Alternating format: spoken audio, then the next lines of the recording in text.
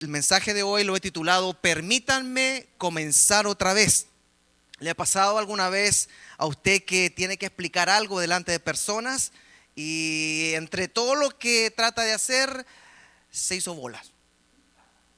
Y de repente no sabe cómo arreglar el asunto y lo único que hay que decir, ¿puedo comenzar otra vez? No sé si le ha pasado alguna vez escuchar a un músico que está tratando de interpretar algo, los niños que tienen esas presentaciones, o yo mismo.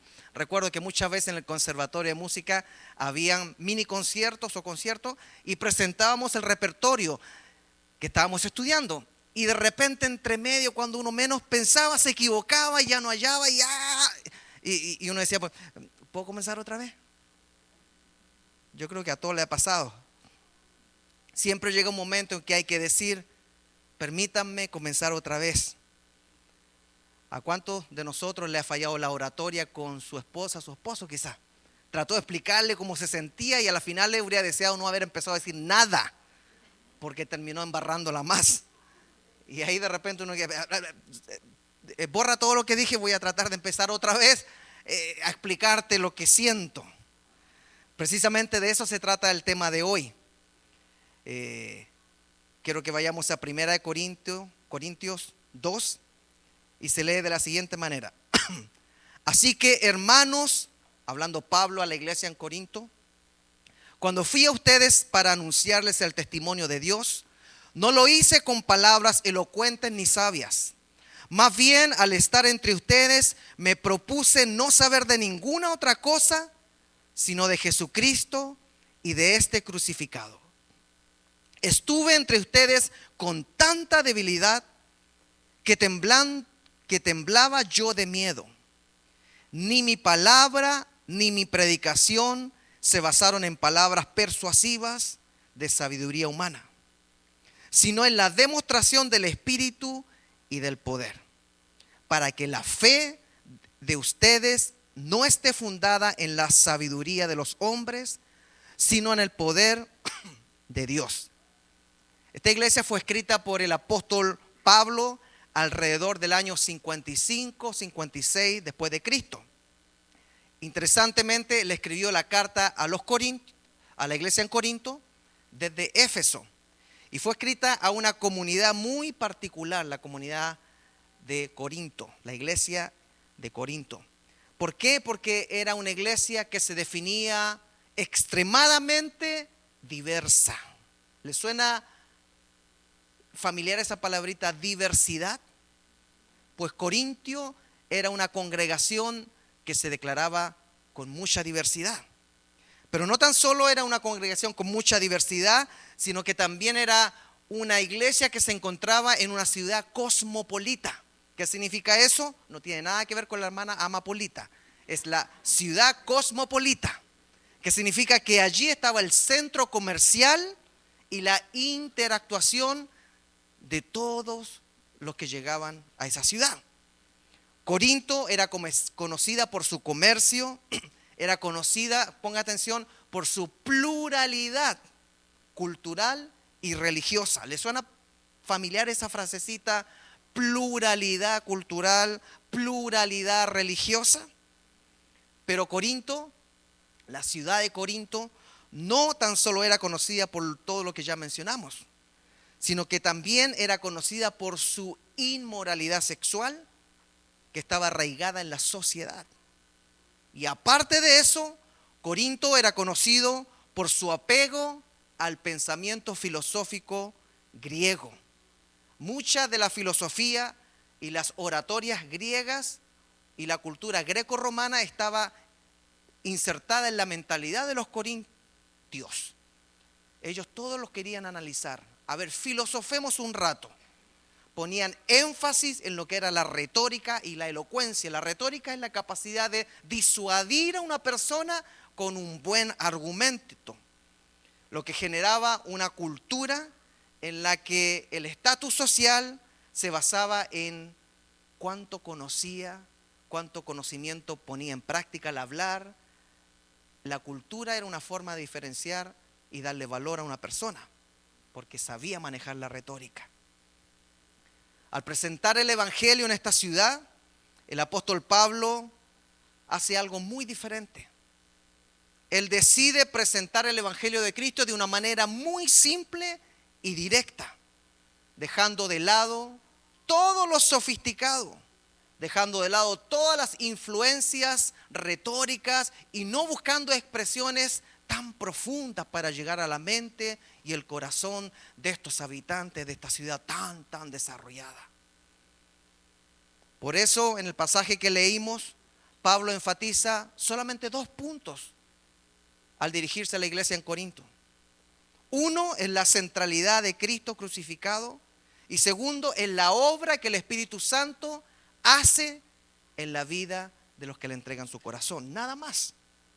Es decir, el apóstol Pablo conscientemente se propone dejar en claro que él no va a usar las herramientas culturales de la retórica y de la filosofía que él manejaba muy bien, porque él también era ciudadano romano y preparado, sino que él, cuando se trataba de presentar a Cristo, tomaba la posición simplista, solo Cristo. El mensaje de hoy va a ser un mensaje diferente, no tiene puntos, sino es textual. Vamos a ir desarrollando el texto. El verso 1 dice: así que, hermanos, cuando fui a ustedes para anunciarles el testimonio de Dios, no lo hice con palabras elocuentes ni sabias. Si hay algo que el apóstol Pablo deja claro desde el principio del texto, es que el propósito de abrir su boca en frente de esta iglesia era únicamente para contar el testimonio, no de él, no de su amigo, no de su papá, sino contar el testimonio de Dios mismo, que es el testimonio de Jesucristo, de una manera sencilla.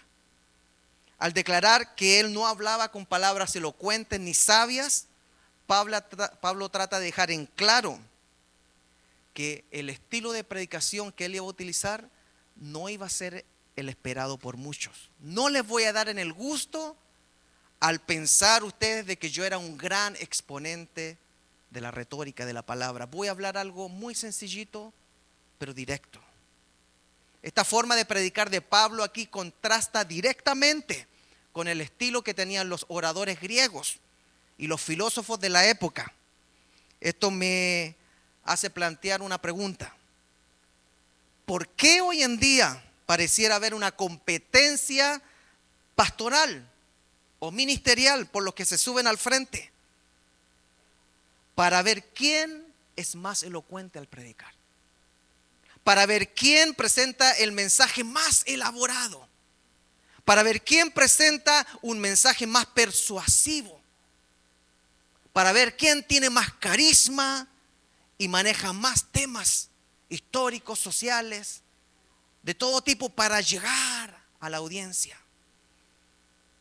¿Por qué los predicadores de hoy en día quizás nos enfocamos mucho en impresionar a la audiencia, cuando Pablo hacía lo contrario en una ciudad que esperaba que hiciera eso?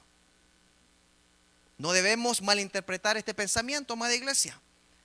No es que se trate de que Dios quiere que abramos la boca sin preparación. No se trata de que Dios no aparta a pastores y a ministros para que se dediquen exclusivamente al estudio, a la exposición y a la oración. Eso sería ir en contra de la palabra. Cuando vemos que en la iglesia primitiva de Jerusalén, en Hechos 6 nos dice: entonces los 12 convocaron a la multitud de los discípulos y dijeron: no es justo que nosotros dejemos la palabra de Dios para servir a las mesas. Buscad pues, hermanos, de entre vosotros a 7 varones de buen testimonio, llenos del Espíritu Santo y de sabiduría, a quienes encarguemos de este trabajo. Y nosotros persistiremos en la oración y en el ministerio de la palabra.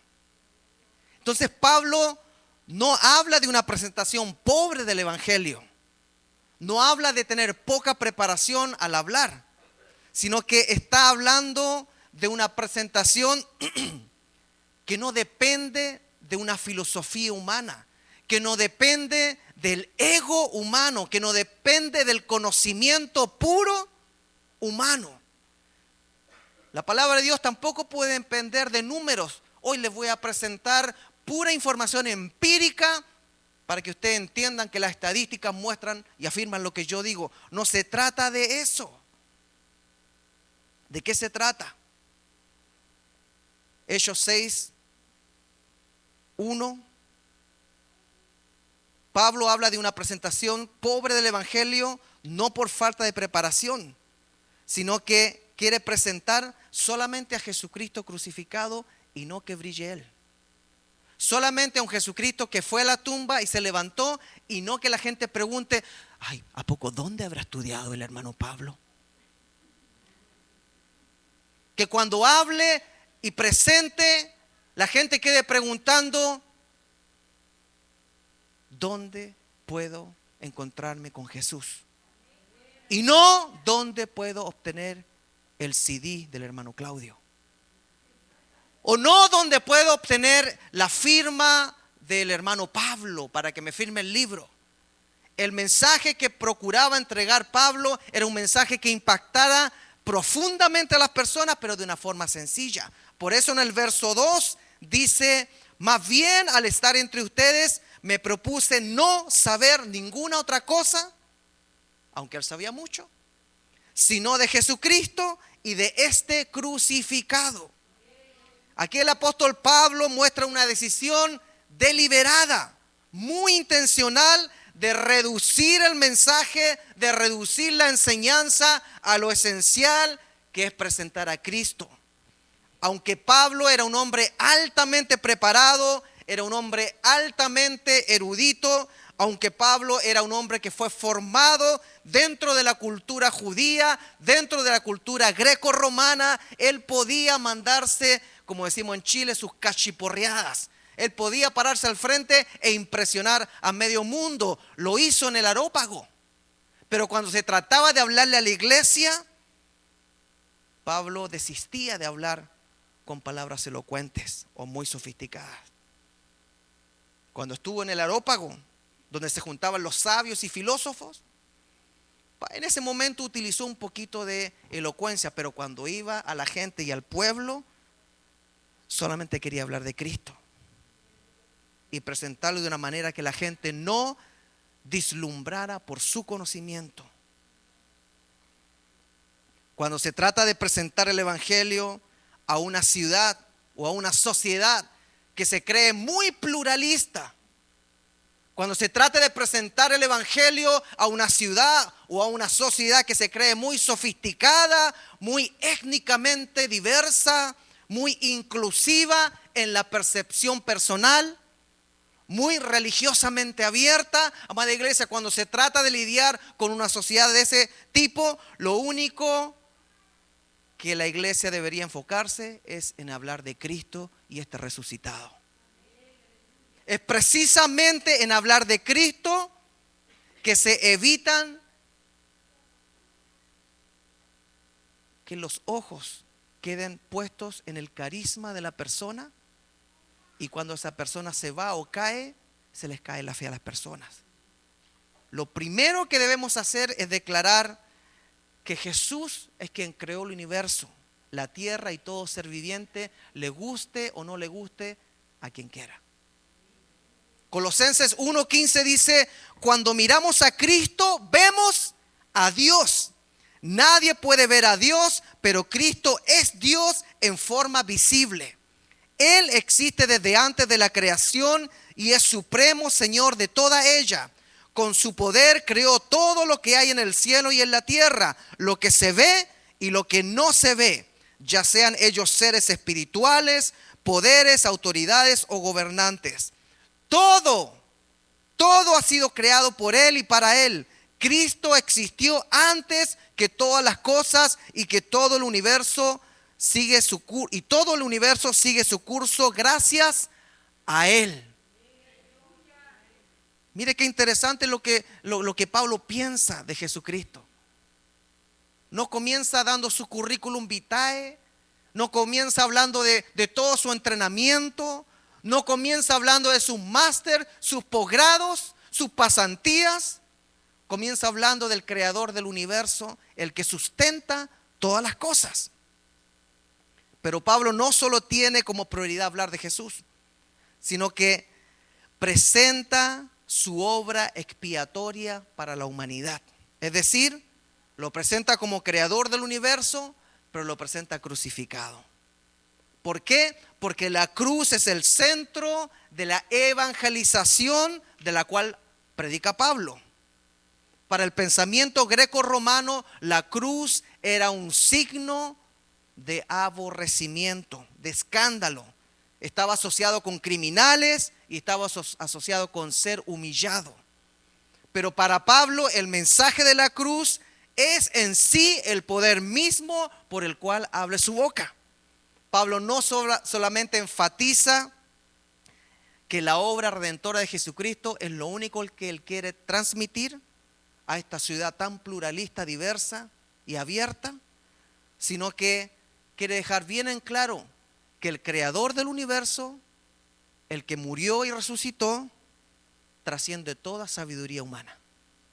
En el verso 3 dice: estuve entre ustedes con tanta debilidad que temblaba yo de miedo. Aquí el apóstol Pablo no solamente se refiere a la debilidad física que él enfrentaba, porque en su palabra encontramos que él tenía una debilidad física, un aguijón que el Señor permitía que le hiriera, sino que también se está refiriendo a su humanidad, a la dependencia total de Dios al momento de pararse al frente o al momento de hablar con alguien de Dios.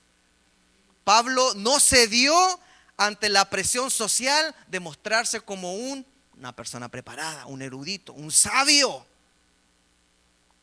sino que él resistió esa tentación de presentarse como un gran predicador y temblaba al frente. Temblaba de miedo, dice. ¿A quién le gusta tener al frente un predicador que tiembla de miedo? Hoy en día el que se para al frente tiene que venir con un Versace, tener una parada con pecho de paloma, sacar una voz que los deje peinadito a todos, tener buenos chistes, tener buena forma de desarrollar el mensaje, no permitir que las personas se duerman, como a algunos les pasa aquí.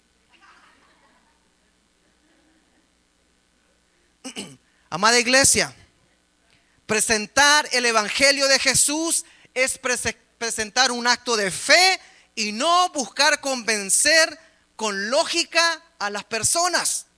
Al predicar, yo no tengo por qué preocuparme de convencer a un filósofo. Al predicar, yo no tengo por qué preocuparme de convencer a un astrónomo que esté sentado acá. Al predicar, yo no tengo por qué preocuparme de convencer a un doctor especialista para que crea. Al predicar, yo no tengo por qué preocuparme de que el físico de la NASA entienda mi mensaje para que yo lo convierta. Al predicar, yo no tengo por qué preocuparme de que el alcalde mismo se convierta con mi mensaje. Al predicar, yo no tengo por qué preocuparme de que el gobernador se convierta con mi mensaje. Al predicar, no debiera interesarme que el mismo presidente se convierta con mi mensaje. Al predicar, no debiera interesarme que un senador de la República llegara a los pies de Cristo por mi mensaje. Al predicar, solamente yo tengo la misión de presentar a Cristo resucitado, porque una tumba vacía es el tapaboca más grande que se le puede dar a una persona que es muy sabia, que es muy inteligente y tiene muchos argumentos. No importa qué tan sabio, qué tan erudito, qué tan filósofo, qué tan doctor, qué tan alcalde, qué tan gobernador, qué tan presidente sea, igual se va para el hoyo y no va a resucitar solo. Todo el que no recibe y acepta el mensaje de Jesucristo terminará físicamente para siempre en una tumba, espiritualmente separado de su Creador y su Salvador. Pero hay esperanza. Juan 3:17, que me encanta más que el conocido. Me gusta el verso 17 porque dice: Dios no envió a su Hijo al mundo para condenar al mundo, sino para salvarlo por medio de él. El que crea en el Hijo de Dios, sin importar cuánto conocimiento tenga, sin importar qué tan larga sea su túnica, sin importar cuánta plata tenga en el banco, sin importar el puesto político que tenga, el que crea en el Hijo de Dios no será condenado. Pero escuche algo: el que no cree en el Hijo de Dios ya ha sido condenado por no haber creído en el Hijo único de Dios. Ay, perdónenme por no haber leído Juan 3:16. Porque Dios, a ver, ayúdenme. Porque de tal manera amó Dios al mundo. Esa es la parte suavecita. Pero el 17, el 18, a donde se le echa salsa a los tacos. Vamos al verso 4. Por eso el apóstol Pablo dice: ni mi palabra ni mi predicación se basaron en palabras persuasivas de sabiduría humana, sino en la demostración del Espíritu y de ¿qué? Y del poder. Entonces, lo que predicamos es un mensaje de parte del creador del universo y no de parte de un profesor que murió.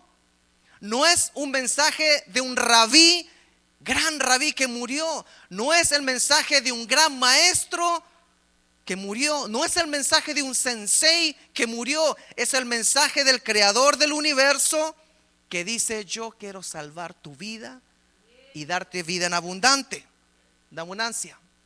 Juan 6:37 dice: al que a mí viene, sea quien sea, no le echo fuera. Pero el que a mí no viene, sea quien fuera, sí le echo fuera. Más claro echarle agua, ¿no? Por eso el profeta Isaías gritaba a viva voz en Isaías 1:18: venid luego, dice Jehová, y estemos a cuenta. Si vuestros pecados fueren como la grana, como la nieve serán emblanquecidos. Si fueren rojos como el carmesí, vendrán a ser como blanca lana. Yo me imagino al profeta Isaías gritando esto por las ciudades, quizás no cayendo tan bien, porque hasta escupía cuando hablaba, como lo estoy haciendo yo, ¿no? Pero el mensaje es mayor que el recipiente. El mensaje viene de parte del creador del universo, y lo que quiere decir es: solamente porque Jesús resucitó y se sentó a la diestra del Padre es que nuestros pecados pueden ser perdonados y borrados. El mensaje debe decir que solamente porque Jesús resucitó y se sentó a la diestra del Padre es que nosotros podemos ser justificados delante de nuestro Creador. El mensaje debe decir que solamente porque Cristo resucitó y se sentó a la diestra del Padre es que puede suceder el milagro de que un corazón de piedra se convierta en un corazón de carne. Amada iglesia, solamente porque Jesucristo resucitó y está sentado a la diestra del Padre es que tenemos un abogado que intercede por nosotros día y noche, si es que nosotros buscamos que sea nuestro abogado. Solamente porque Jesús resucitó y se sentó a la diestra del Padre es que nosotros podemos ser guiados por el Espíritu Santo, si esa es nuestra decisión, buscarlo a Él. Solamente si entendemos que Jesucristo resucitó y está sentado a la diestra del Padre es que podemos experimentar la llenura del Espíritu Santo en nuestra vida a través de frutos del Espíritu y dones espirituales. Solamente si es que entendemos que Jesucristo resucitó y está sentado a la diestra del Padre, podremos presentar un evangelio sencillo pero poderoso. Por eso es urgente que entendamos que nunca se ha tratado de predicar un mensaje elocuente, amada iglesia. Nunca se ha tratado de predicar un mensaje altamente cautivante y hasta filosófico, sino que siempre se ha tratado de escuchar un mensaje que nos ponga en nuestro lugar. Del polvo salimos y al polvo volveremos. Desnudos salimos del vientre de nuestra madre y desnudos volveremos a la tierra. Por eso la palabra de Dios grita con mucha sencillez en Eclesiastés 12: acuérdate de tu Creador cuando todavía eres joven. ¿Cuántos jóvenes hay acá? Jóvenes, ¿cómo te sientes? ¿Cuántos jóvenes hay acá? Entonces acordémonos, porque yo también, acordémonos de nuestro Creador cuando todavía nos sintamos joven. Y aquí viene el mensaje: antes que lleguen los malos tiempos y te aflija la vejez. ¿Cuántos viejos hay aquí?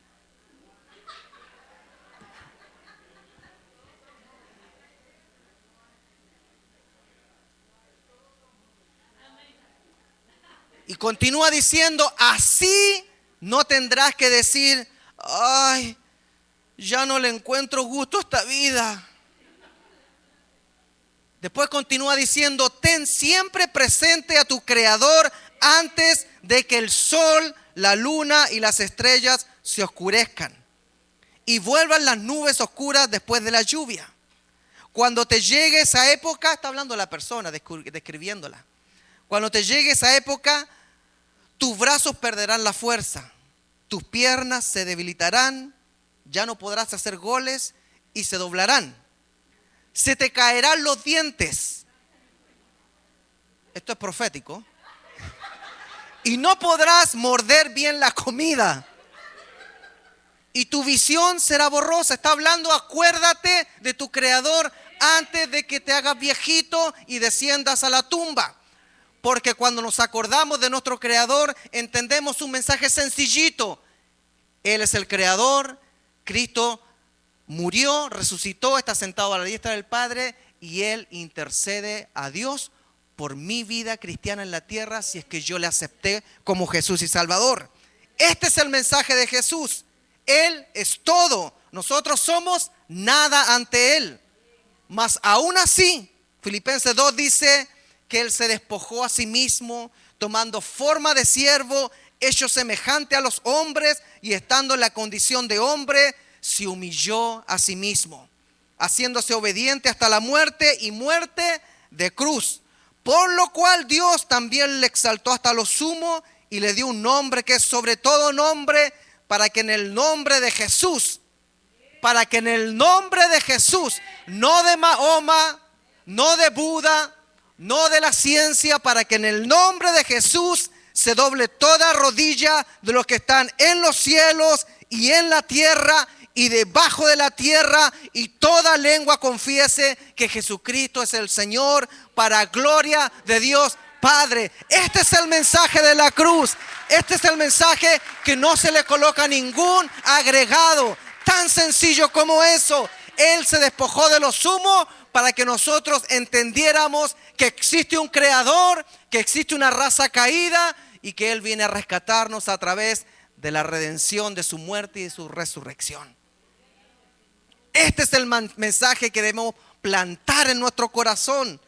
Este es el mensaje que debiéramos clavar en nuestro corazón. Ay, yo no quiero clavar nada en mi corazón. Sí, mi hermano, con Cristo estoy juntamente crucificado, dice el apóstol Pablo a los Gálatas. Hay que clavarse el corazón con el mensaje de Jesucristo para cuando nosotros partamos de este mundo, nada nos pueda arrebatar lo que hemos clavado en nuestro corazón. Con Cristo estoy juntamente crucificado y ya no vivo yo, sino Cristo vive en mí, y lo que ahora vivo en la carne, lo vivo en la fe del Hijo de Dios, el cual me amó y se entregó a sí mismo por mí. ¿Cuánto quisiera que este versículo fuera el que Iglesia Creekside recordara al momento de partir en un hospital o en un accidente o con una enfermedad? Con Cristo estoy juntamente crucificado. Ya no vivo yo, sino Cristo vive en mí. Peor es llevarse libros memorizados en la mente. Peor sería llevarse seminarios, conferencias, si no tenemos a Cristo crucificado en nuestro corazón junto con nosotros. Tener a Cristo crucificado en el corazón o estar crucificado con Cristo significa haber entendido de que Él resucitó y está sentado a la diestra del Padre, pero yo soy aceptado solamente por su sacrificio ante Él. Es volver a la cruz cada vez que caigo, es volver a la cruz cada vez que meto la pata, porque con Cristo estoy juntamente crucificado. Ya no vivo yo, Cristo vive en mí. Bueno, ¿y cuándo te vas a bajar de esa crucifixión? Cuando Él me resucite. Cuando Él me diga, hijito, levántate porque ahora vas a ser como yo. Cielo nuevo, tierra nueva y cuerpo nuevo, glorificado. Aleluya, denles aplauso al Señor. Dígale gracias, Señor, porque tu evangelio no es complicado, porque no tengo que entender filosofías humanas, porque no necesito meterme profundamente en el pensamiento humano para entender al creador del universo, sino que Él simplemente se ha revelado a través de dos árboles colocados en forma de cruz.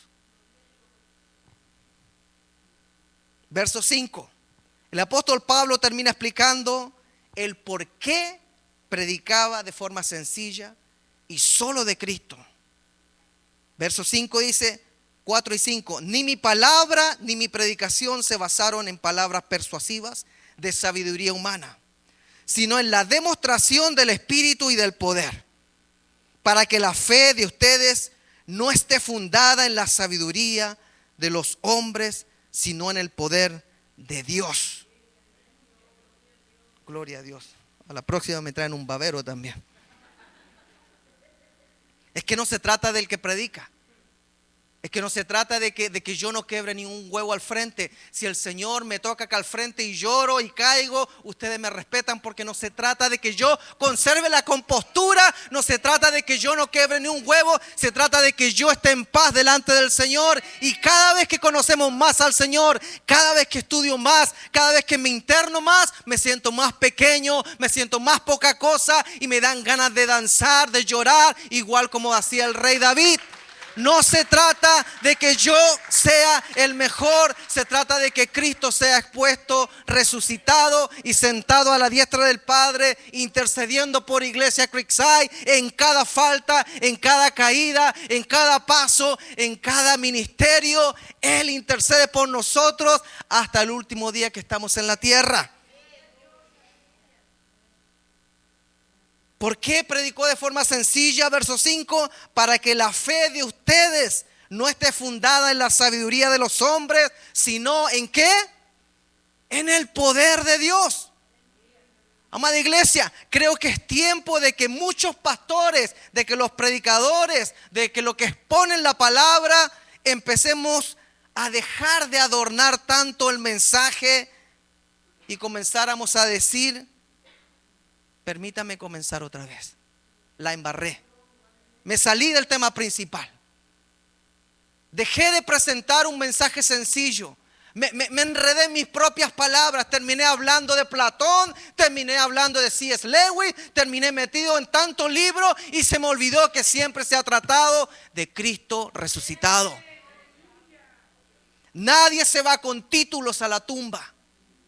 Pero todos podemos irnos con Cristo a la tumba para escuchar finalmente la trompeta de Dios diciendo: levántate, siervo fiel, y entra al gozo de tu Señor. No por tu título, no por tu sabiduría, sino por haberte humillado delante de mi presencia, de mi palabra, cuando tuviste la oportunidad de escuchar el evangelio en tu generación. Levántense la generación de los años 500, levántense la generación del año 1000, levántense la generación del año 1200, 1400, por acá los del 1500, los de 1600, los de 1700, 1800, 1900, y levántese la generación del 2000 que se llama Iglesia Creekside, que entendió el mensaje de Dios, no rebuscado, sino un mensaje sencillo. Él nos creó, Él nos hizo, no nosotros mismos, y Él vino a dar su vida para rescatar la relación, la intimidad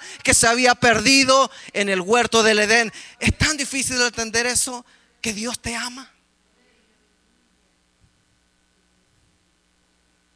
Levántate, siervo fiel. Escuchará en su tumba el verdadero cristiano que no tuvo que alardear de su fe, sino que vivió su fe en su hogar, en su trabajo, en su familia. Levántate, siervo fiel. Pero a otros Dios le dirá: apártate de mí, hacedor de maldad, nunca te conocí. Ay, pero si en tu nombre yo profeticé, apártate.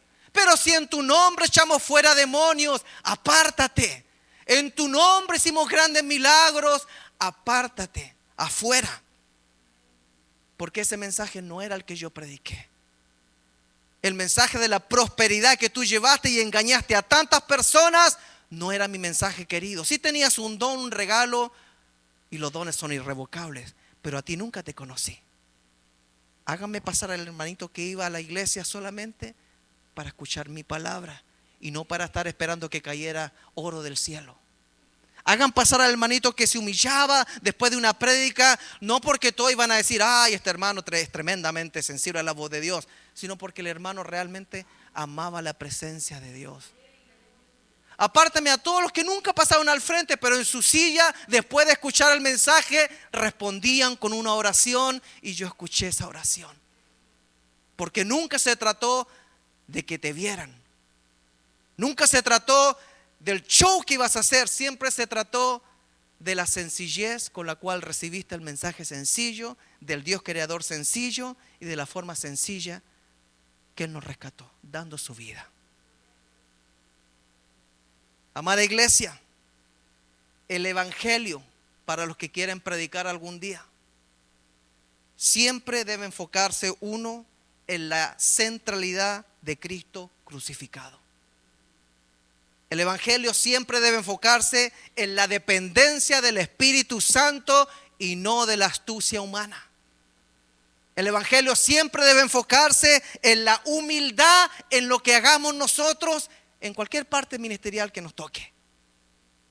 El evangelio siempre debe presentar un evangelio escandaloso y locura para el mundo por su poder y por su sencillez.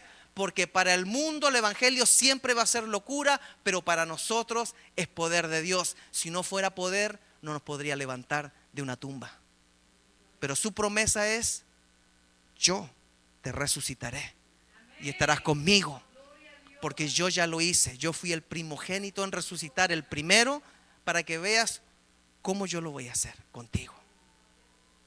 Yo quisiera que se pongan de pie y cerraran sus ojitos.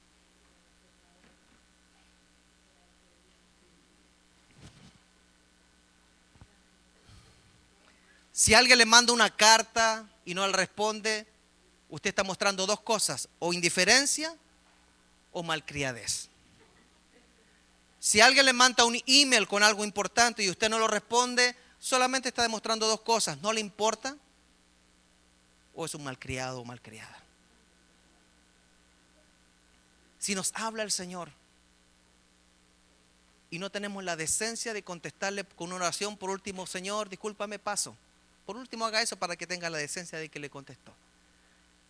Pero no deje pasar el mensaje de parte del Señor. Yo creo que en esta tarde todos debiéramos decir: Señor, gracias por hacer esto sencillo. Gracias por no complicarme y tener que leer a Platón, Aristóteles.